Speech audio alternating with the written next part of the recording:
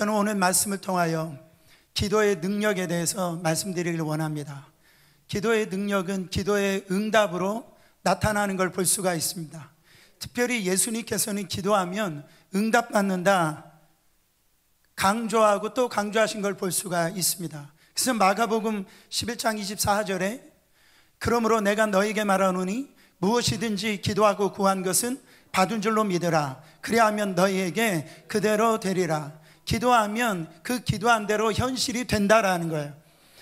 요한복음 14장 24절에 내 이름으로 무엇이든지 내게 구하면 내가 행하리라. 무엇이든지 기도하고 구하면 내가 시행하리라. 내가 그것을 일하리라. 주님이 이 말씀하고 계신다라는, 기도에는 능력이 있습니다. 기도에는 응답이 있다라는 거예요. 그래서 역사적으로나 모든 우리의 삶 속에서 하나님께서는 기도자가 지도자인데 그 한 지도자가 기도함으로 말미암아 역사의 흐름을 바꾸는 일들이 일어난 걸 볼 수가 있습니다. 오늘 이 역사의 흐름을 바꾼 한 사람, 이 느헤미야를 여러분들과 말씀을 나누면서 은혜 받기를 원합니다. 먼저 이 배경을 좀 살펴보기를 원합니다. 자, 이 솔로몬이 지난 이후에 이제 이스라엘이 남과 북으로 갈라지죠. 우리나라처럼. 그래서 북이스라엘은 이 여로보암이 이제 다스리게 되어지고 남쪽에는 르호보암이 이제 다스리는데, 이제 BC 722년에 아수르를 통하여서 북이스라엘이 먼저 멸망하고요. 그 다음에 이 바벨론을 통하여서 BC 586년에 이쪽 남쪽 유다가 멸망당하는 걸 볼 수가 있어요. 그 이스라엘이 이제 바벨론의 포로로 이제 잡혀서 이제 포로로 끌려가게 되어진 거예요. 그때 이제 고레스라고 하는 왕이 나옵니다. 이 고레스는 페르시아의 왕인데 성경에는 바사라고 나와 있죠. 이 페르시아가 이 바벨론을 점령하게 되어져요. 그래서 이스라엘이 이제 이 고레스의 이 통치 아래 거하게 되어지는데, 신기하게도 고레스가 꿈을 꿀 때 하나님께서 나타나셔가지고 이스라엘 백성들을 자기 고향 땅으로 돌려보내라. 그래서 이 고레스가 칙령을 내리게 되어집니다. 그 뒤로부터 이제 이스라엘 백성들이, 이 포로로 잡혀왔던 이스라엘 백성들이 3차에 걸쳐서 이제 예루살렘 자기 고향 땅으로 이제 돌아가는 걸 볼 수가 있어요. 그 표를 좀 한번 보시면 1차에 보면은 그 당시에 지도자가 누구였냐면 이 스룹바벨이 지도자였는데, 이들이 이 스룹바벨 지도자를 통하여서 1차에 4만 9천 약 5만 명이 1차로 귀환을 하는 거예요. 그들이 귀환해서 한 일이 뭐냐면 거기에서 솔로몬 성전이 회파되어졌는데 이 솔로몬 성전을 다시 재건하는 걸 볼 수가 있습니다. 그래서 그때 만들어진 성전이 스룹바벨 성전이에요. 그 다음에 2차로 귀환되어지는 이 사건이 바로 이 고레스를 지나서 그 다음에 이 다리오 왕을 지나고 그 다음에 이 아하수에로 왕은 기억나시죠?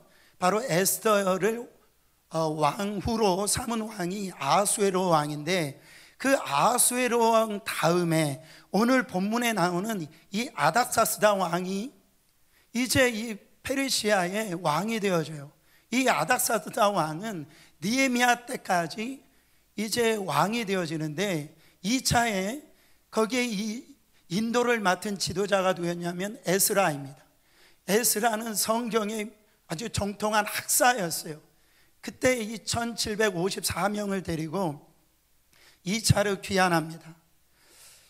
유다 나라가 멸망하고 남유다가 멸망하고 이제 지금 느헤미야 시대까지 이 시간을 살펴보면 약 140년이 흘러요. 이 140년이 흐르면 어떻게 되어지느냐, 아마 이 3세, 이 4세대까지 이제 이 바벨론, 이 페르시아의 이 포로로 잡혀왔기 때문에 이제는 어떤 일들이 생기냐면은 그냥 바벨론, 이 페르시아 사람이 돼버리는 거죠. 그렇지 않아요? 우리가 2세대만 해도 우리가 한국말 제대로 잘 못하잖아요. 근데 3, 4세대, 4세대가 지나갔으니까 여러분 얼마나 그쪽 문화로 동화가 됐겠습니까? 그때 이제 마지막 느헤미야가 후에 42,360명을 데리고 이제 이 고향 땅으로 예루살렘으로 귀환하는 걸 볼 수가 있습니다. 그런 내용인데 이제 이 아닥사스다 왕 통치할 때 이제 이 느헤미야가 어느 날 이 고향에서 비극적인 이야기를 듣게 되어집니다. 오늘 말씀에 보면 자기 형제 하나니라고 그랬는데 아마 형이 먼저 고향 땅으로 이제 귀환했나 보죠. 그 하나니하고 이 아는 몇 사람들이 와가지고 이제 고향 땅 소식을 이 느헤미야가 궁금해서 지금 예루살렘이 어떻게 됐습니까? 물어보니까 이 하나니하고 같이 온 사람이 지금 예루살렘의 성벽은 다 무너졌고 성문은 불로 다 회파되어졌고 거기에는 이제 개들이나 이렇게 돌아다니면서 하나님의 이름이 능력을 받게 되어지고 그 이스라엘 백성들은 너무너무 가난하게 산다라는 거예요. 그 소리를 듣고 이 느헤미야가 수일을 슬퍼하며 울면서 금식하며 기도를 합니다. 보통 우리가 이런 이야기를 들으면은요, 많은 사람들의 이 반응은 그건 나하고 상관없잖아, 무관심한다든지 그 처참한 현실 가운데 낙심하고 낭망하는 걸 볼 수가 있어요. 그러나 느헤미야의 반응은 굉장히 달랐다라는 거예요. 수일 동안 울면서 기도를 하는데 하늘의 하나님 앞에 금식 기도를 했다라는, 평범한 기도가 아니었습니다. 금식하며 기도했습니다. 그거를 보면은 평소 이 느헤미야가 그의 마음이 늘 이스라엘 조국에 있었다는 걸 알 수 있어요. 사실은 이 느헤미야는 그런 질문을 할 필요가 없죠. 왜 그러냐면 보세요, 그가 왜 이런 질문을 할 필요가 없냐면 그는 지금 바사 제국의 수상궁의 그 술 맡은 관원장이라고 그랬습니다. 지금으로 보면은 대통령 비서실장이겠죠. 그 당시에는 술에 독을 넣은 경우가 많이 있기 때문에 가장 신뢰하는 자에게 그 일을 맡기고, 그가 얼마나 지혜로웠었든지 이 모든 이 대소사 모든 일들을 이 왕하고 같이 이야기할 정도로 이 왕의 신임이 굉장했다라는 거죠. 그는 가만히 있으면 성공적인 삶을 살게 되어지고 편안하게 살게 되어지고 정말 자기는 부족함이 없는 그런 삶을 살 텐데, 그거 이민 4세대란 말이죠. 그런데도 자기 고향 땅 이 소식을 들었을 때 그가 울면서 기도를 하면서 금식 기도를 했다라는 거죠. 여러분, 어떻게 보면 오늘 이 시대가 이런 그리스도인들이 필요한 줄 믿습니다. 자신의 나라의 그 아픔 소식을 듣고 사회의 아픔의 소식을 듣고 정말 그것이 자기 문제이냐, 자기의 아픔인 것처럼 끌어안고, 기도 중에 가장 아름다운 기도가 뭡니까? 중보 기도라는 거예요. 그러니까요, 자신을 위한 기도만이 아니라 바로 타인을 위한 기도, 바로 교회를 위한 기도, 이 나라 민족을 위한 기도, 그것이 이 세상의 아픔이 내 아픔이 되어지고 교회의 아픔이 내 아픔이 되어지고, 할렐루야, 정말 하나님의 마음을 가지고 기도하는 이 중보 기도자를 오늘 이 시대에 하나님께서 필요로 하고 계신다라는 것. 그래서 여러분, 어떻게 보면 인간적으로 생각을 해보세요. 이 느헤미야가 혼자 가가지고 어떻게 그 허물어진 이 성벽을 다시 재건하고 정말로 그 민족을 다시 부흥시킬 수 있느냐? 인간적으로 보면 불가능한 것이죠. 왜냐하면 예루살렘에 가려면 그 당시에 이 왕 아닥사스다 왕의 허가를 받아야 됩니다. 괜히 이야기했다가 자기 생명이 어떻게 될지 모르잖아요. 그렇잖아요. 이보다 먼저 그 귀환을 했던 에스라의 4장에 보면 예루살렘으로 돌아간 사람들이 성읍을 건축하고 성전을 다시 세우려고 그들이 사람들을 모으는 일들이 생깁니다. 그때 그 현상을 보고 이 아닥사스다 왕에게 보고를 하는 거예요. 왕이시여, 저들을 그냥 내버려 두면 안 됩니다. 저들을 그냥 내버려 두면은 저들이 세를 얻어서 나중에 반란을 일으킬지 모릅니다. 그 소식을 이미 이 아닥사스다 왕이 들은 때란 말이죠. 그런 가운데 이제 이 느헤미야가 바로 자기가 지금 고향 땅으로 돌아가서 이 성벽을 다시 재건하고 정말로 이 고향에 있는 이 나라를 위하여 자기가 쓰임받기를 원합니다 얘기했을 때 왕이 그거를 듣고선 그를 죽이면 어떻게 되냐 말이죠. 그런 가운데 정말 누가 보더라도 이 불가능한 가운데 있었다라는 거죠. 그럼에도 불구하고 느헤미야는 기도의 사람이었어요. 기도의 사람은 하나님의 꿈과 비전이 있는 사람이라는 거죠. 어떤 고난이 오고 어떤 어려움이 온다 할지라도 하나님의 주신 그 꿈을 향하여, 비전을 향하여 그는요 불가능한 일이지만 하나님 앞에 기도를 했다라는 거죠. 기도할 때 어떤 기도했습니까? 느헤미야서 1장 11절 말씀, 주여 구하오니 귀를 기울이사 종의 기도와 종의 이름을 경외하기를 기뻐하는 종들의 기도를 들으시고 오늘 종이 형통하여 이 사람들 앞에서 은혜를 입게 하옵소서 하였나니 그때 내가 왕의 술관원이 되었느니라. 주님, 이 사람들 앞에서 은혜를 받게 하시옵소서. 그게 은혜를 받는 게 형통케 되어지는 겁니다. 그 은혜를 주는 사람이 누구였어요? 현상적으로 보면 아닥사스다 왕이었다라는 거죠. 자기가 이 아닥사스다 왕의 은혜를 받아야 그거를 통하여서 이 고향 땅에 가가지고 하나님이 주시는 이 사명을 감당할 텐데, 주여 저에게 은혜를 주셔서 내가 형통하게 나의 고향 땅으로 돌아가서 하나님께서 주신 비전을 이루게 해달라고 그렇게 기도합니다. 여러분, 여기에서 우리가 놓치지 말아야 될 게 뭡니까? 느헤미야는 이게 사람의 힘으로 되어지는 게 아니라 이 하나님의 선하신 손길로 되어지는구나, 그거를 지금 이 느헤미야는 인정하고 있는 걸 볼 수가 있어요. 그 말씀이 바로 어디에서 우리가 나옵니까? 이 느헤미야서 2장 8절에 가보면은 또 왕의 살린 감독 아셉에게 조서를 내리사 그가 성전에 속한 영문의 문과 성곽과 내가 들어갈 집을 위하여 들보를 쓸 제목을 내게 주게 하옵소서 하며 내 하나님의 어떤 손이, 선한 손이 나를 도우심으로 왕이 허락하고, 그러니까 왕이 은혜를 주는 거, 왕이 허락하는 거 결국은요 누구의 손에 달려있다라는 거예요? 하나님의 선한 손에 달려있다라는 거예요. 하나님의 도우심에 달려있다라는 거예요.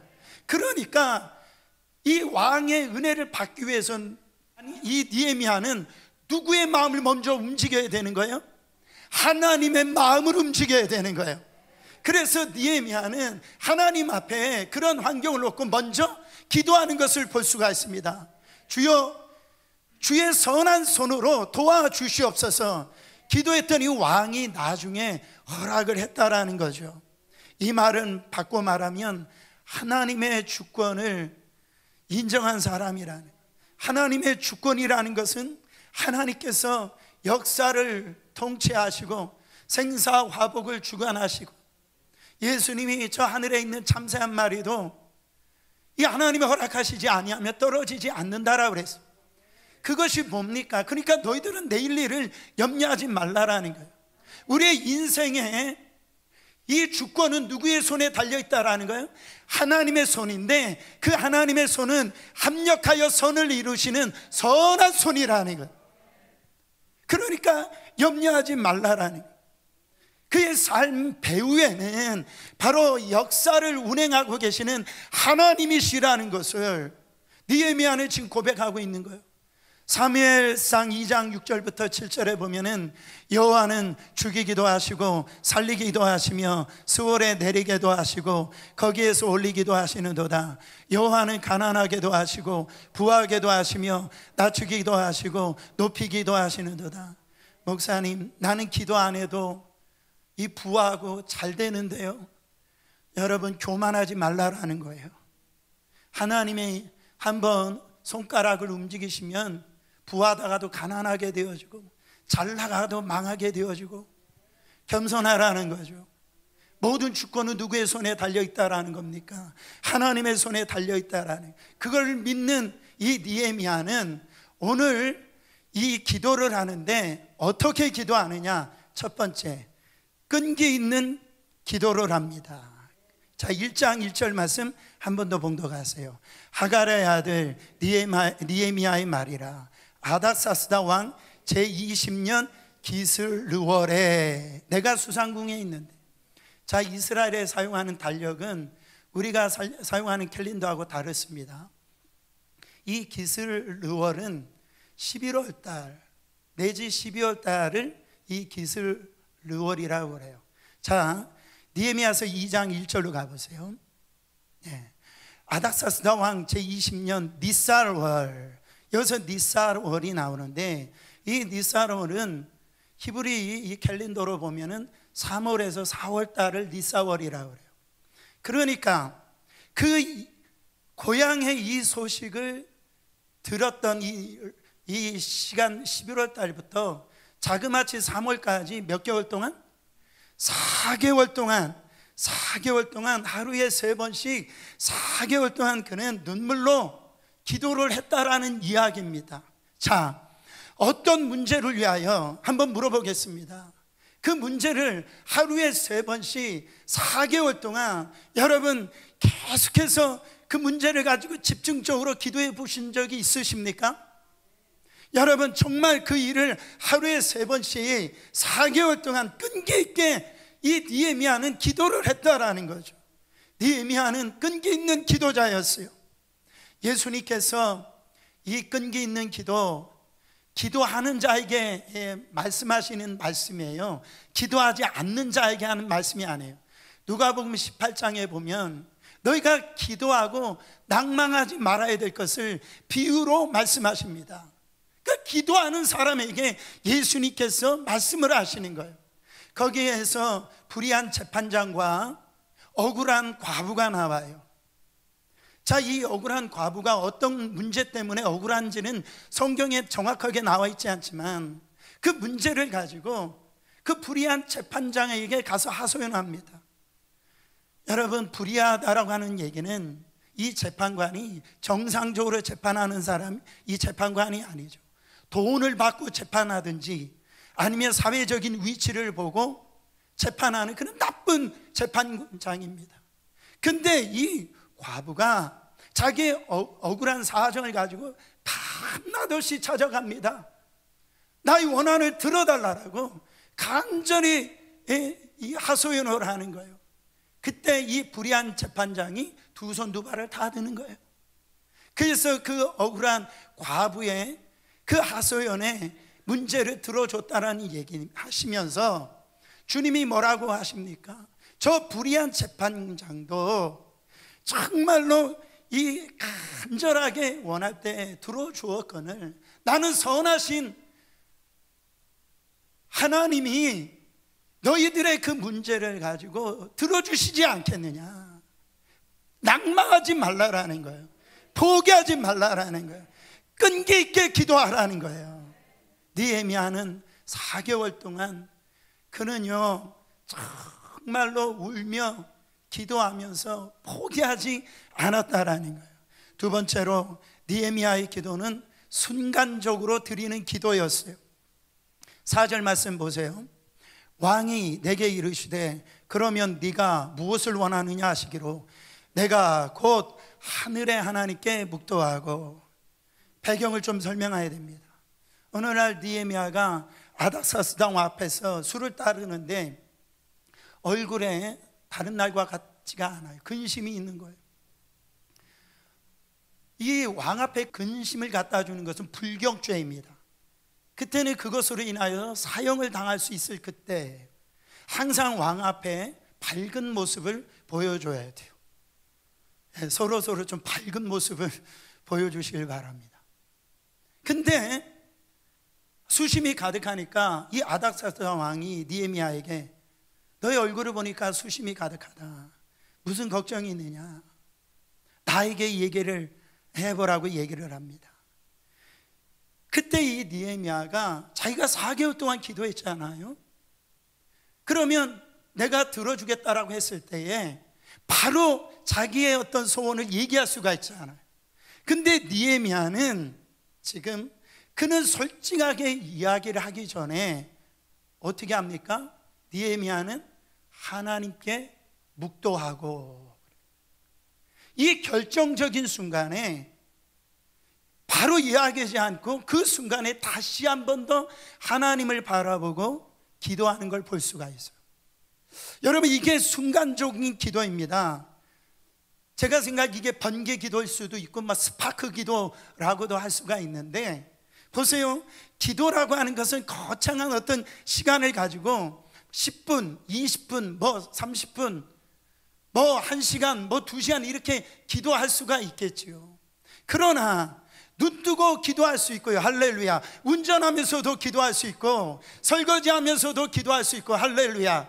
이 말은 뭡니까? 목사님, 나 기도할 시간이 없는데 핑계대지 말라라는 거예요. 기도할 시간은 누구나 있다. 시작. 핑계대지 말자.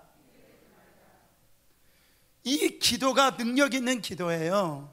여러분, 이 기독교 서점에 많이 읽히는 책 중에 하나가 하나님의 대사라고 하는 김하중 이 장로님이 쓰신 그 책이 있어요. 여러분도 바로 다 아시는 분이실 겁니다. 이분은 기도하는 분이셨어요. 이분이 새벽 기도를 마치고 이 청와대에 이렇게 출근하던 때가 있는데, 출근하면서도 차에서도 기도하고 참 기도를 많이 하는 그런 분이셨어요. 그가 의전 비서관으로 대통령과 뭔가 보고할 때 있을 때마다 먼저 기도하고 보고한 걸 볼 수가 있어요.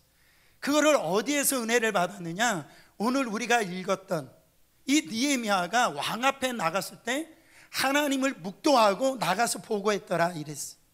이 김하중 장로님이 그것이 은혜가 되어서 어떤 문제를 대통령에게 그런 문제를 이야기를 했다. 항상 하나님 앞에 묵도를 하고 이야기를 했다라는 거예요.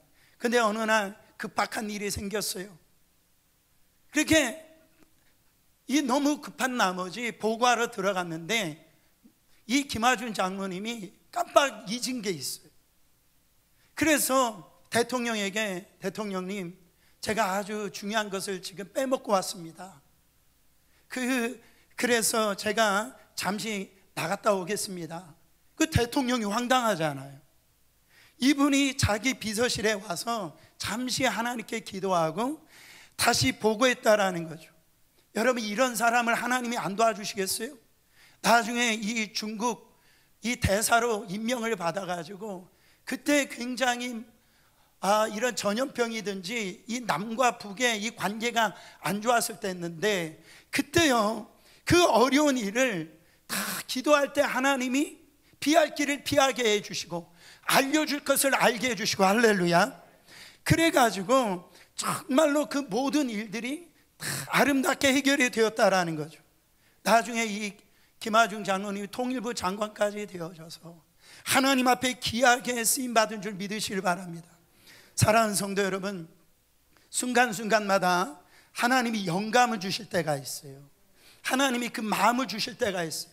어떤 분들은요 운전하다가 갓길에 세워놓고 하나님의 이 감동을 잃어버리지 않기 위해서 그 순간에 기도를 하는 분이 있어요. 어느 순간 교회를 나가서 기도해야 되겠다, 그 마음을 주실 때가 있어요. 그때가 하나님이 역사할 때예요. 하나님이 일하실 때예요. 그 움직일 때입니다. 그 찰나의 그 순간이 너무너무 중요한데 설교자도 마찬가지입니다. 어느 순간에 찰나에 하나님이 영감을 주세요. 그 영감이 있으면 설교가 다 풀어지는 거예요. 근데 그 영감이 안 떠오르면은 너무너무 답답한 거예요. 세 번째, 느헤미야의 기도는 어떤 기도였다? 구체적인 기도였다라는. 자, 2장 5절 말씀 가보겠습니다.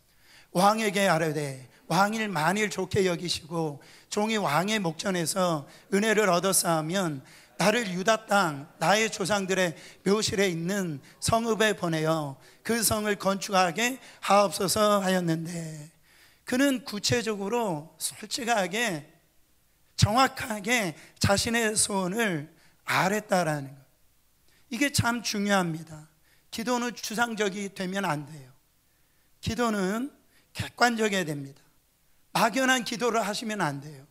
하나님 알아서 좋을 대로 해주세요. 이게 좋은 신앙인 것 같은데요, 그건 뭐냐면 목표가 없다라는 거예요. 하나님을 향해서 비전이 없다라는 거죠. 그래서 하나님의 꿈을 갖고 비전을 가진 사람은요, 기도가 분명해요. 아주 구체적입니다. 왜? 비전이 분명하다라는 거예요. 그래서 야고보서 1장에 보면 누구든지, 너희 중에 누구든지 지혜가 부족하거든 그랬어요. 하나님께 아뢰라 그랬어요. 여러분, 아까 우리가 동영상에 봤던 목사님처럼 기도의 이 질이 달라졌다 그러잖아요. 그래서 지혜가 부족하거든 지혜를 위하여 기도하라는 거예요. 물질이 필요하면 물질을 향하여서 물질을 향해 놓고 기도하라는 거예요. 자녀들을 놓고 기도하라는 겁니다. 어떻게? 구체적으로 정확하게 기도하라는 거예요. 여러분, 염려하지 말고 염려 문제를, 그런 문제를 가지고 그거를 기도거리로 바꿔보세요. 참 신기한 문제가 생깁니다. 여러분, 직장 문제로 지금 염려하십니까? 하나님 앞에 나가 기도하세요. 기도하는데 어떻게 기도하느냐? 구체적으로 기도하라는 거죠. 주님이 자신을 위해서 기도하지 말라라고 하신 적이 없어요. 주기도문에 보면은 일용할 양식을 위하여 기도하라고 그랬어요. 그러니까 많은 분들이 그런 얘기를 합니다. 하나님이 내가 할 기도를 다 하시는데 뭐 하라고 그렇게 기도합니까?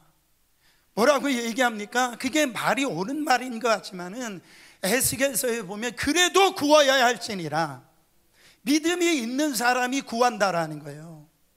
믿지 않으면서 그런 얘기를 하기 때문에 교회를 그렇게 오래 다니면서도 응답을 경험하지 못한다라는 거죠. 그는 왕 앞에 나가서 후에 보면은 얼마나 구체적으로 얘기하는지 몰라요. 왕이시여, 내가 먼 이제 길을 여행하려면 그 나라를 통과할 텐데 그때 통행증이 필요합니다. 통행증을 달라라고 그 왕에게 구해요. 그리고 이 물건을, 성전을 재건하는데 이제 필요한 자재들이 필요하잖아. 그러면 그 운반할 그 동물들이 필요합니다. 그거를 또 구하는 걸 볼 수가 있어요. 그리고 필요한 모든 재정도 다 달라라고 구체적으로 기도하는 걸 볼 수가 있어요. 그 기도를 바로 이 아닥사스다 왕을 통하여서, 믿지 않는 왕을 통해서 응답으로 나오는 걸 볼 수가 있어요. 마지막으로 오늘 이 기도가 너무너무 중요한 기도입니다. 이 느헤미야는 금식 기도를 드렸다라는 거죠. 오늘 4절에 보면 하나님 앞에 울며 금식하며 기도했다라고 얘기하고 있어요. 이거는 보통으로 드리는 기도가 아닙니다.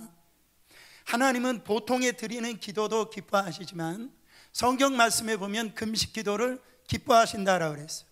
이사야서 58장 6절에 나의 뭐하는 금식은? 기뻐하는 금식은 흉악의 결박을 풀어주며 멍에의 줄을 끌어주며 압제당하는 자를 자유케 하며 모든 멍에를 꺾는 것이 아니겠느냐. 이 세상 살면서 이 흉악한 사단의 그 압제 속에서 지금 귀신들에게 결박당한 사람들이 얼마나 많이 있습니까? 자기가 결박당한 줄도 몰라요. 지금 자기가 그 멍에 가운데 눌려 사는지를 몰라요. 영적으로 죽어 있으니까. 예수님께서 이 베드로와 요한과 야고보와 이제 변화산상에 올라갔을 때 그 놀라운 변화산의 그 영광을 이제 경험을 합니다. 그때 밑에서는 어떤 일이 일어나느냐, 귀신 들린 아이를 아버지가 데리고 옵니다. 그래서 남은 제자 9명에게 이 귀신 들린 자기 아들을 고쳐달라고 요구를 하는 거예요. 이 아들이 거품을 물고 그냥 불로 들어가고 물 가운데 들어가고 너무너무 불쌍한 사람 아니야. 근데 이 9명의 제자들이 이 귀신 하나를 내쫓지를 못하는 거예요. 전에는 내쫓았어요. 내쫓지 않았던 사람이 제자들이 아니에요. 근데 내쫓지를 못하는 거예요. 그때 예수님이 변화산에서 내려오십니다. 그 아버지가 그 예수님에게 갑니다. 내 아들, 불쌍한 내 아들을, 내 귀신 들린 내 아들을 고쳐달라고 합니다. 이 당신의 제자들은 이 내 아들을 고치지 못합니다. 예수님이 할 수 있거든이 무슨 말이냐, 믿는 자에게 능치 못할 힘이 없느니라. 할렐루야. 그 예수님이 그 귀신을 내어쫓습니다. 그 아들이 정상으로 돌아오는 거예요. 후에 제자들이 예수님에게 물어봅니다. 예수님, 왜 우리는 전에는 됐었는데 왜 지금 귀신을 내쫓지 못합니까? 예수님이 뭐라고 말씀하십니까? 마가복음 9장 29절, 이르시되 금식과 기도 외에 다른 것으로는 이런 종류가 나갈 수가 없느니라. 보통 성경에는 금식이 빠져 있어요. 근데 김제임스 버전에 보면 거기에 이 패스팅이라고 하는 금식이 들어가 있어요. 보통 예수님께서 기도하라고 하는 이 부분에 보면, 원어적으로 보면 이 금식과 기도, 이 표현이 들어가고 있는 걸 볼 수가 있어요. 이 금식과 기도를 할 때 사단의 결박이 끊어지고, 이런 죄악의 멍에 정말 세상 사람들이 죄를 또 짓고 짓지 말아야지 하면서 또 짓고 나가서 그러니까 이런 결박당한 채로 살고 멍에를 메고 있는, 무거운 멍에로 살고 있는 이런 모습 가운데 지금 하나님 뭐라고 하십니까? 그를 끊어줄 수 있는 방법이 있는데 그게 뭐냐라는 거예요. 사탄 마귀의 권세를 이길 수 있는 이 방법이 있는데 그게 뭐냐라는 거예요. 그게 금식기도라는 거예요. 여러분, 금식기도는 우리의 문제를 해결할 수 있는 힘이 있어요. 그래서 8절 하반절에 보면 내게 빛이 이르겠고 내 치료가 급속히 임할 것이라 그랬어요. 자, 이것은 하나님이 도와주시지 아니하면 안 된다라고 하는 우리의 영적인 태도입니다. 보세요, 성경의 인물들은 역사적으로 중요할 때마다, 나라가 정말 어수선할 때마다, 어떤 가장 필요할 때마다 기도하는 걸 볼 수가 있어요. 에스더를 보세요. 그는 페르시아의 이제 부모로부터 태어나서 결국은 왕후가 되어져서 그는 편안하게 그녀는 사였는데, 이 하만이라고 하는 자가 정말 이스라엘 자기 민족을 다 죽이려는 계략을 세웁니다. 그 사실을 알고 이 에스더의 이 삼촌인 모르드게가, 외삼촌이 와가지고 얘기합니다. 너가 여기 있는 것은 지금 이때 이 너의 민족을 살리기 위해서 네가 왕후가 된 게 아니냐, 이 이야기를 하나님의 말씀으로 듣습니다. 그때 에스더가 내가 이것을 놓고 이제 기도를 들어가는데 나만 기도하지 말고 이스라엘 사람 전체가 기도해 달라고, 기도를 하는데 그냥 기도하지 말고 금식 기도해 달라고 간절히 원할 때, 모르드게가 달려야 됐던 그 장대 위에 하만이 그 위에 달려서 모든 것이 뒤집어지는, 역전이 되어지는 역사가 일어난 것을 믿으시길 바랍니다. 예수님도 오늘 말씀처럼 금식과 기도 이외에는 다른 이유가 나타날 수가 없다라는 거죠. 사랑하는 성도 여러분, 기도 없이 금식만 하는 것은 다이어트하고 똑같은 거예요. 중요한 것은 금식하면서 뭐 하는 거예요? 기도하는 겁니다. 역사를 바꾼 위대한 사람들은 한결같이 이런 금식과 기도하는 사람들이었어요. 여러분, 역사 가운데 실제적으로 이 약속의 말씀을 붙들고 성경에 있는 이 말씀을 붙들고 금식하면서 기도할 때, 여러분 국가적으로 금식 기도를 선포했을 때 국가가 다시 정말로 이 모든 어려움에서 다시 일어나는 사건이 있습니다. 이 링컨 대통령을 보세요. 실제로 남북전쟁 때, 남북전쟁 그 한가운데 하나님 이거 어떻게 해야 됩니까? 놓고 기도할 때 하나님이 그에게 금식할 마음을 주셨대요. 그래서 링컨 대통령이, 혹시 띄워줄 수 있어요? 네, 1863년 4월 30일 날 지금까지도 국가 금식 기도의 날을 지키고 있는데 실제로 선포합니다. 대통령의 이름으로 선포를 하는 거예요. 그러니까 이 미국이요 엄청난 나라인 거예요. 금식과 기도를 선포할 때에 그 남북 전쟁 가운데 이 나라가 정말 갈라지지 아니하고 이 나라가 말씀으로 돌아가고 모든 것들이 아름답게 해결되어지는 그 놀라운 역사가 일어났더라. 한 가지만 더 말씀드리면 1940년 전 일입니다. 2차 세계대전이 한참 되어졌을 때, 그때 어떤 일이 일어났냐면 독일과 영국이 서로 싸웠잖아요. 근데 그 중에 영국군 34만 명이 독일군에게 패퇴한 뒤에 프랑스 해안가인 이 덩커크라고 하는 지역에서 완전히 포위를 당하는 일이 생겼어요. 그들은 무기도 없습니다. 완전히 패잔병이 돼가지고선 그 해안가로 몰려 들어갔어요.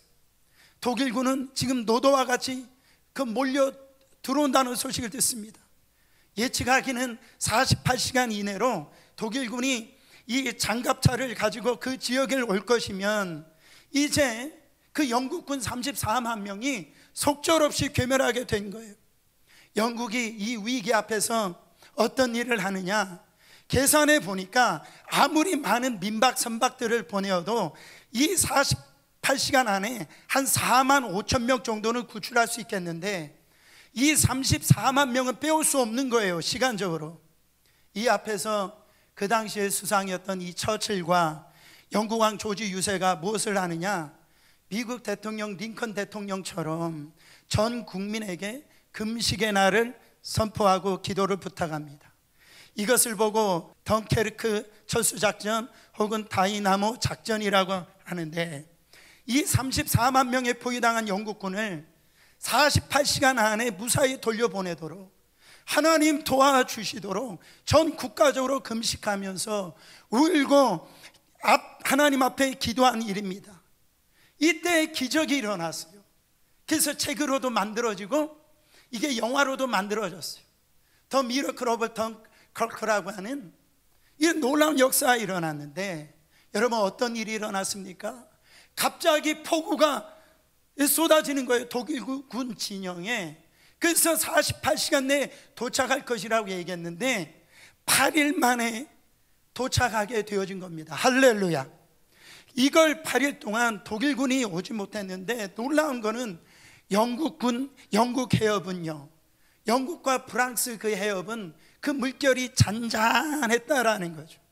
그래서 38만 8천 명이 8일간에 다 탈출하게 되어졌는데, 이게 바로 The Miracle of Dunkirk라고 하는 놀라운 역사가 일어났더라. 그때 신문에 이런 기사가 나왔습니다. 그 해협은, 그 영국과 프랑스 사이의 해협은 그 많은 선박들이 평소보다도 너무너무나 잔잔해 가지고 군 선박뿐 아니라 민간 선박들이 다 가지고 무려 38만 8천 명이 구출해냈다. 당시 영국 전투사령관이었던 다우딩경이 이렇게 고백합니다. 정말 하나님의 특별한 개입으로 의당이 있어야 할 역사의 흐름을 바꿔놓은 엄청난 사건이라 회고하고 있습니다. 사랑하는 성도 여러분, 이게 성경만에 있었던 일이 아니라, 역사적으로만 있었던 일이 아니라 지금도 이런 역사가 일어난다라는 거예요. 사랑하는 성도 여러분, 우리가 하나님을 향해서 울며 금식하고 기도할 때 하나님은 기뻐하세요. 그때 흉악의 결박이 끊어지고 멍에 매어졌던 게 풀어지고 하나님의 역사가 나타나는 걸 볼 수가 있습니다. 청교도 설교자 사무엘 제드위라고 하는 분이 이렇게 말했어요. 마귀의 최대의 관심은 그리스도인들의 기도를 방해하는 것이다. 그는 기도 없는 연구, 기도 없는 산업, 기도 없는 봉사, 기도 없는 신앙을 두려워하지 않는다.